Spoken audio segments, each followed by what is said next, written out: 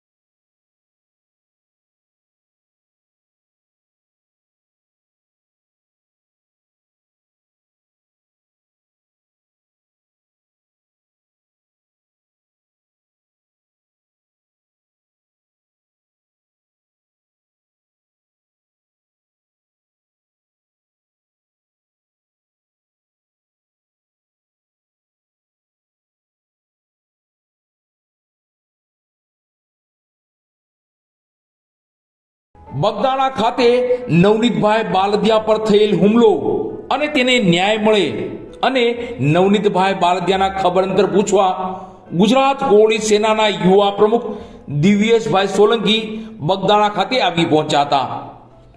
હુંકાર કરતા કહ્યું હતું કે કોઈ વ્યક્તિને છોડવામાં નહીં આવે, નવનીતભાઈને ન્યાય જરૂરથી મળશે. આજે ગુજરાત સરકારના મંત્રી પુરુષોત્તમભાઈ સોલંકીના પુત્ર દિવ્યેશભાઈ સોલંકી 200 થી પણ વધારે ગાડીના કાફલા સાથે બગદાણા આવી પહોંચ્યા હતા. કોળી સમાજની એકતા અને કોળી સમાજનું શક્તિ પ્રદર્શન દેખાયું હતું. જય જય કોળી સમાજના નારા ગુંજી ઉઠ્યા હતા.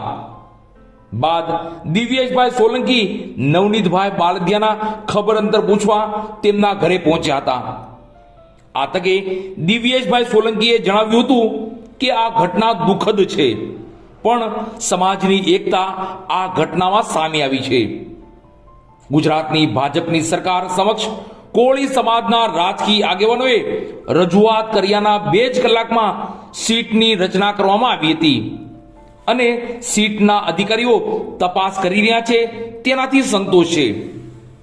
આખો કોળી સમાજ એક થયો છે અને નવનીતભાઈને ન્યાય જરૂરથી મળશે. આ ભારતીય જનતા પાર્ટીની સરકાર લુખ્ખા તત્વો લુખ્ખાગીરીને બિલકુલ નહીં ચલાવી લે. 100% ગમે તે વ્યક્તિ હોય, કોઈ પણ પ્રકારનો વ્યક્તિ હોય, પણ તેને છોડવામાં નહીં આવે અને નવનીતભાઈને ન્યાય જરૂરથી મળશે. દિવ્યેશભાઈ સોલંકીએ આવા શબ્દોમાં પોતાની લાગણી જણાવી હતી.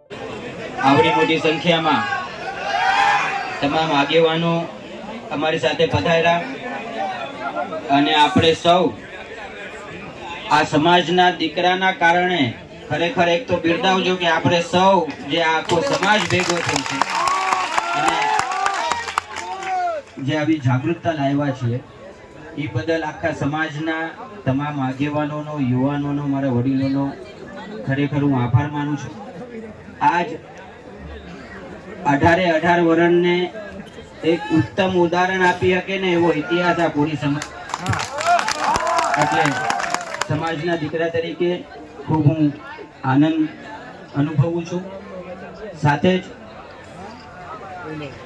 આ જે ઘટના થઈ છે અને આપણે સૌ જાણીએ છીએ આપણા વાલા નવનીતભાઈની પુરુષોત્તમભાઈ સોલંકીએ અને સમાજના તમામ મુખ્ય આગેવાનો હંમેશા એની ચિંતા લેતા હોય છે.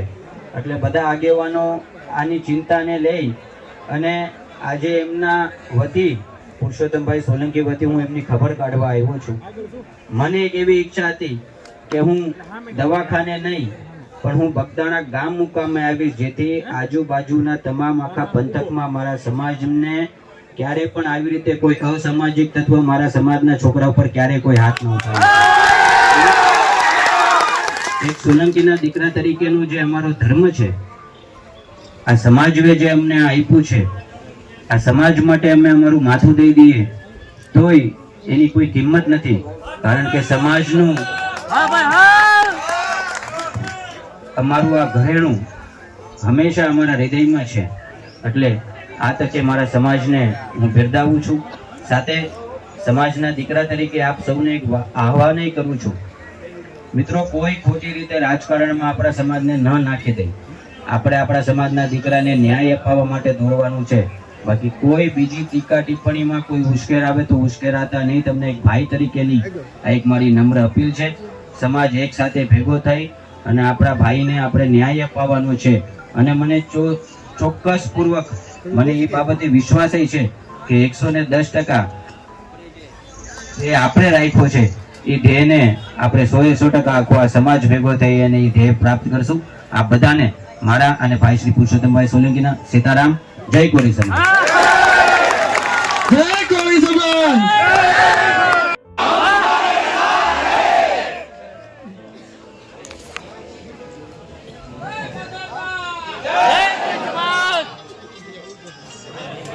ની મુલાકાત માટે પહોંચ્યા કરવામાં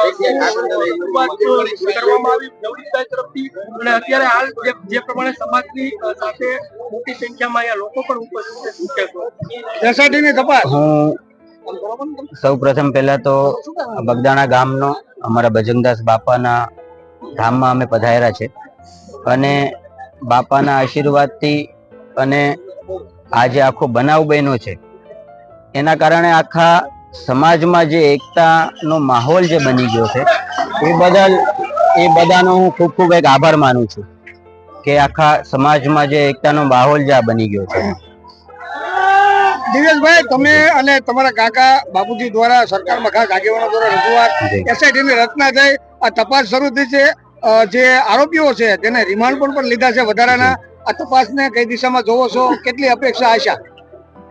આ ગુજરાતની ભાજપની સરકાર છે અને અમે જ્યારે આ મહુડી મંડળ નવનીતભાઈ વતી જ્યારે આ રજૂઆત કરવા સરકાર સમક્ષ ગયા હતા, સીએમ સાહેબ ખૂબ પોઝિટિવ હતા અને સાહેબે 2 જ કલાકના અંદર એસઆઈટીની તપાસ આપી દીધી અને એના પછીના સતત એ તમામ જે બાહોશ અધિકારીઓ છે એની તપાસને આગળ ધપાવી રહ્યા છે અને અમે એ તપાસથી સંતોષ છીએ. આજે તો મૂળ એવું હતું કે પુરુષોત્તમભાઈની નાદુરસ્ત તબિયત અને એમની પોતાની એક એવી જીદ હતી કે મારે બગદાણા જવું છે નવનીતભાઈ પાસે, પણ આપ સૌ જાણો છો એમની તબિયતના હિસાબે એ નહોતા હાજર રહી શક્યા. એટલે એના પ્રતિનિધિ તરીકે મને આજે એમને મોકલાવ્યો છે. સમાજના તમામ આ આખા પંથકના અને બધા સમાજના સંગઠનોના બધા આગેવાનો અહીંયા હાજરિયા છે. કોરી સેના છે, અખિલ ભારતીય કોરી સમાજ છે, માનદાતા છે, આ બધા સંગઠનોના પ્રમુખોય મારી સાથે અહીંયા હાજરિયા છે. સમાજના મુખ્ય પ્રમુખોય આજુબાજુના ગામથી બધા સરપંચો પધાર્યા છે. એટલે સમાજમાં જે આ એકતાનો માહોલ છે એ માહોલને હું બિરદાવું છું અને મને પૂરેપૂરો વિશ્વાસ છે એ બાબતે કે 100% અમે આખો આ સમાજ ભેગો થઈને મારા ભાઈને હું ન્યાય અપાવીશ. ભાઈ, જે પ્રમાણે અત્યારે સેટ જે પ્રમાણે તપાસ કરી રહી છે, કેટલો વિશ્વાસ છે અને કઈ પ્રકારે સૂચનાઓ આપવામાં આવી છે? 100% સરકારે જ્યારે સીએમ સાહેબ ને બધા મહુરી મંડળ હતા એ પછી આ ભાજપની સરકાર છે. આ સરકારે ક્યારે પણ કોઈ આવા લુખા તત્વની દાદાગીરી ચલાવી નથી અને ભવિષ્યમાં ક્યારે આવી કોઈ લુખા તત્વની દાદાગીરીઓ ચલાવવામાં આવશે નહીં. ભાઈ, નવનીતભાઈ તરફથી પણ એવું નિવેદન સામે આવ્યું છે કે જે મદદગારો છે એની તરફ એની 100% એની તપાસ થશે. આમાં ગમે એ વ્યક્તિ હશે, ગમે એ પ્રકારનો વ્યક્તિ હશે, એને કોઈને પણ આમાં બક્ષવામાં આવશે નહીં. સમાજ આખો નવનીતભાઈ સાથે